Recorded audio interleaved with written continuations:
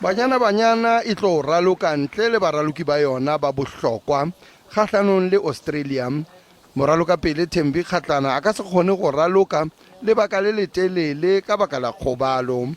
Godimo ga fao re filwe jane le moswara dino Andile Dlamini le bona ba ka se kgone go raloka. It's a little bit challenging because they left big shoes to fill, but it's a good opportunity for us and the younger players to step up, to raise their hands and show that we can also play in those positions. Papadi ya go sasa ke karolo ya Banyana Banyana ya go itukiseletsa dipapadi tša sebjana sa lefatshe mo ngwageng wo o tlago.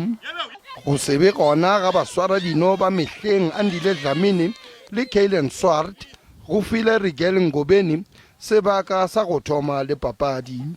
Being one of the less experienced and also being able to be getting the opportunity now, I think it's very exciting. I'm very happy as well. Ifela go ba gona ga baraloki ba go swana le Jermaine Tsoposenwe le Linda Motlhalo go tlo thusha sehlopha sa Banyana Banyana.